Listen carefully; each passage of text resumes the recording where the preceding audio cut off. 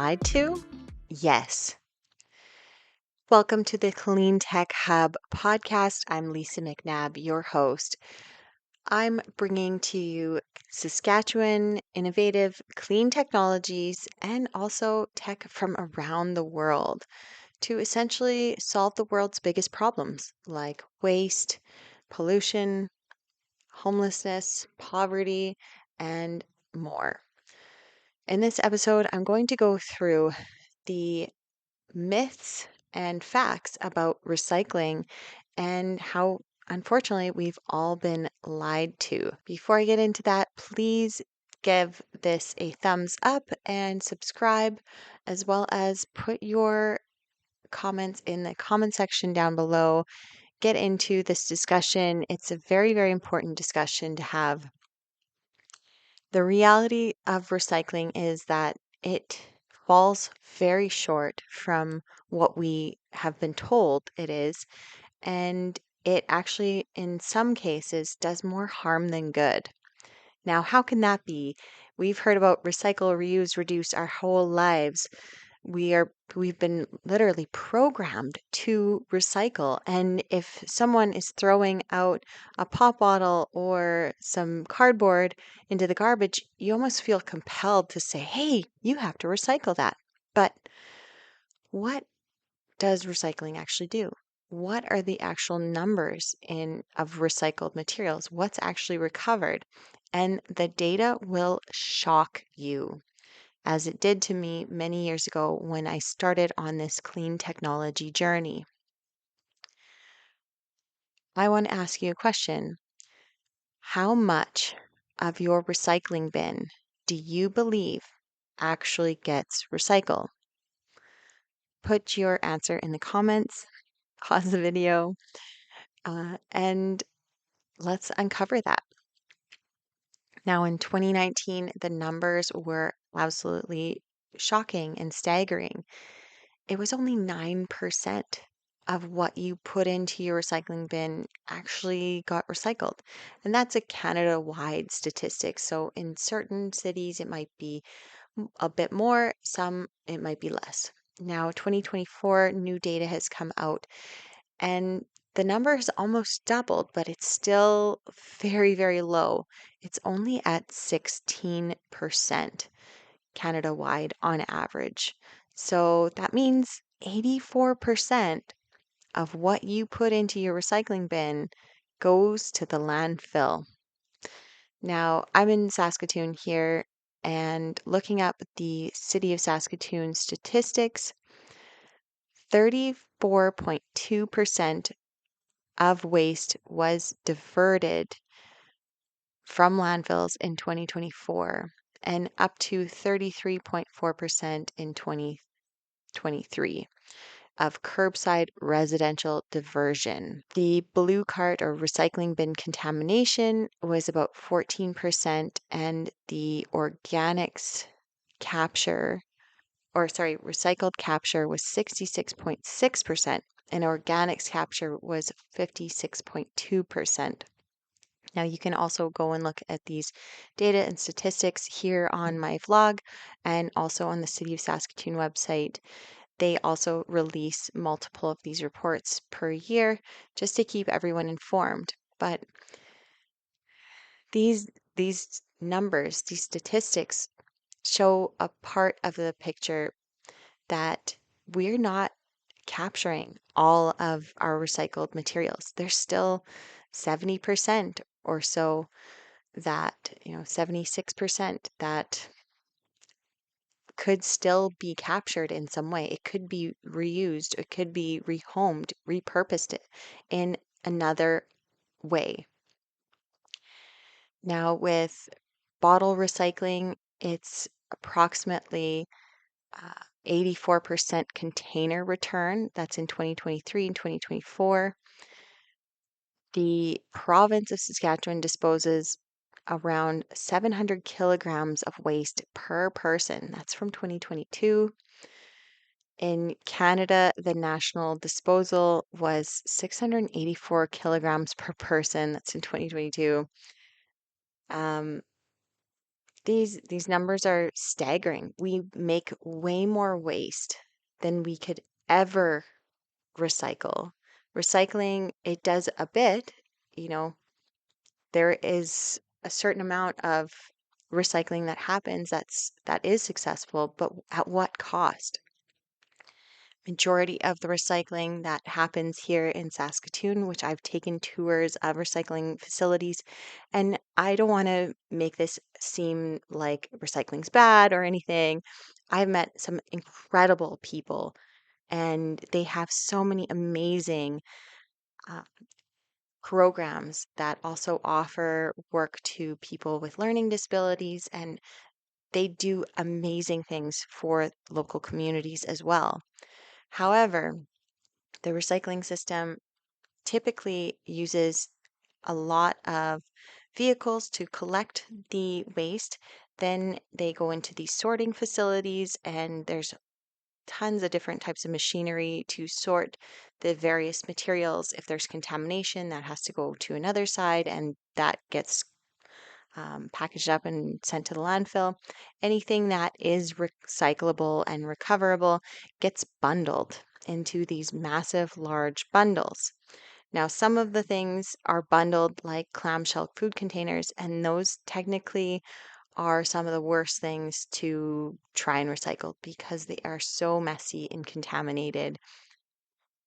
From my experience a few years ago when I was researching and going through tours, like site tours, there was these huge bales, like these 1,000-pound bales of clamshell food containers that were being stored at a facility, and our taxpayer money was paying to store those materials. We are literally paying to store garbage and excessive amounts, like not just a few bales.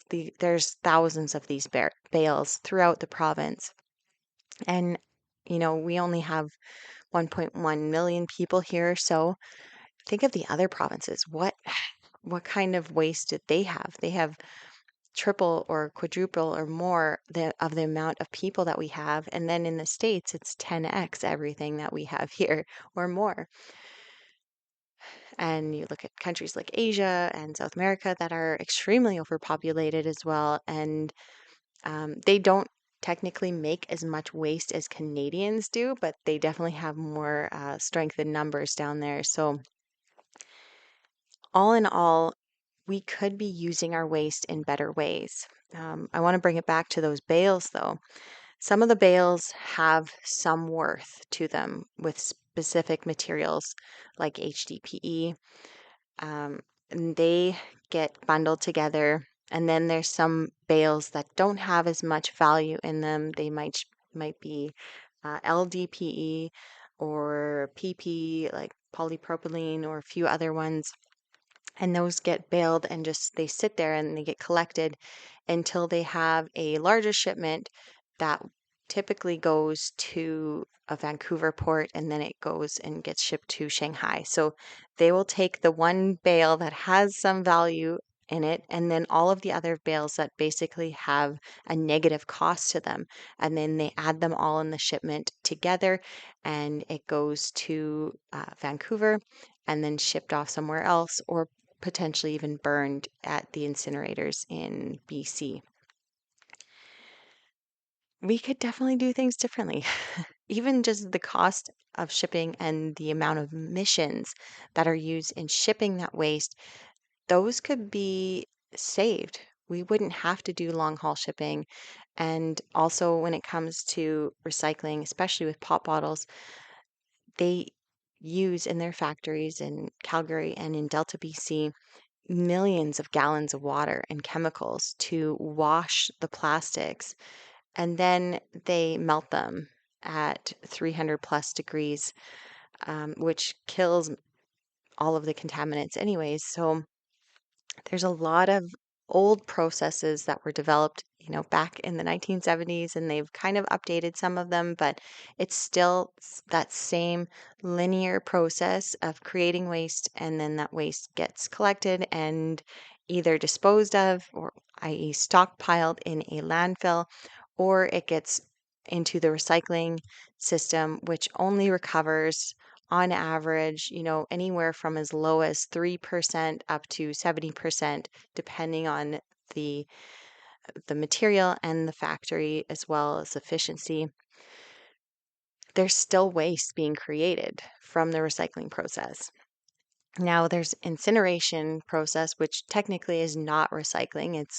It is another linear phase where you're uh, burning waste, or it could be a low burn, or else you're creating things like biochar for fuel. Um, so out of that process, there's a bit of soot. Depending on the technology used, there's still a little bit left over on there. So long-term outlook on it, these recycling systems don't capture everything. They're not as efficient as new clean technologies. And in some cases, the gas emissions can actually harm the environment more than it's helping, especially when you're, generating 40 plus cubic tons of gas emissions by just shipping one load from Saskatchewan to Shanghai. Um, it's excessive. Even in the United States, all of the railway revenue, about actually 70% of the railway revenue, when you look at it, is actually from shipping garbage. I don't know what it is in Canada, but it's probably high up there as well. We are paying to ship our garbage. We are paying to store our garbage when actually our waste could be working for us. And it doesn't have to be a liability. It could actually, with these new clean technologies, we could convert it into a positive cost, an asset. Now, let's deep dive a bit into the history of recycling. Back in the 1970s, Coca-Cola had these very thick glass bottles that they had bottled all of their Coca-Cola products in, and it started becoming more and more and more expensive to ship these very heavy and breakable products worldwide. So they wanted to switch to plastics, but they had a problem. What were they going to do with the plastic after a person drank one of their fizzy Coca-Cola drinks out of it? And so they ended up making a very strategic marketing campaign for people to feel good about and be informed about recycling.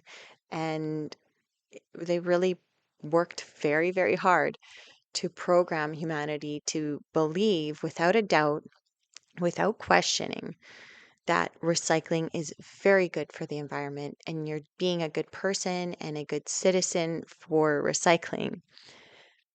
I remember learning it when I was a very young child. I'm sure you do as well. Please post in the comments your experiences with learning about recycling, and then now how you feel about it as a grown adult.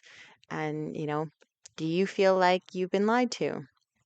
And a clear-cut case of this is the current ExxonMobil lawsuit that's happening between the state of California. They are actually suing ExxonMobil because on the premise that ExxonMobil and plastic companies had always lied about recycling. They were never forthcoming about it. And at this point, giving all the data, it's fraudulent. If you ask most people, like most ordinary people, how much of the recycling bin gets recycled, there's a select number of people that say, oh, 100% of it, right? I've had people say that to me because I ask that question to as many people as I can, because it really gets people thinking and realizing that it's not sunshine and rainbows. Recycling is unfortunately nowhere near we need it to be to do what we need it to do. And that's really essentially making our waste work for us and in a cost effective and environmentally beneficial way by, recycling creates excessive amounts of greenhouse gas emissions and also pollutes the water with microplastics. Plus, even the recycled material, much of, recycled pop bottles is made into clothing, plastic clothing.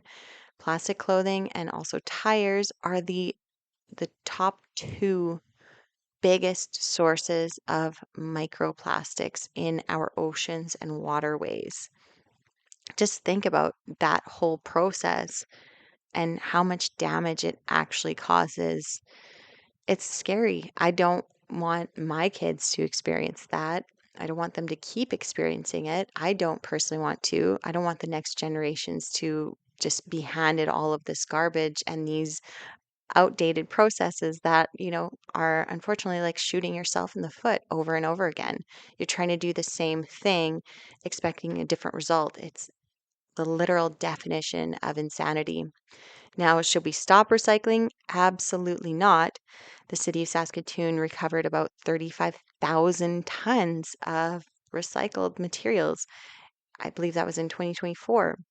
That's a huge, enormous amount of recycled materials, which is great and awesome. But out of the total hundreds of thousands of tons, possibly even millions, when you look at the province as a whole or the prairies, so on, there's still extreme amounts of waste. So, what's the key answer here, the key takeaway? And in my opinion, that is to supplement recycling and supplement waste management with circular, zero waste, clean technologies. Now, in my next episodes, I'm going to go through the different types of clean technologies that I have uncovered over many years of searching, and I am super excited to deep dive into those. So, that's it for this episode on If We've Been Lied to. Yes, we have. I would love to connect with you. Definitely add me on LinkedIn if you haven't, at Lisa McNabb, and also send me a message if you want to get involved and learn more about this as well. Thank you so much for listening in, and I will see you on the next podcast.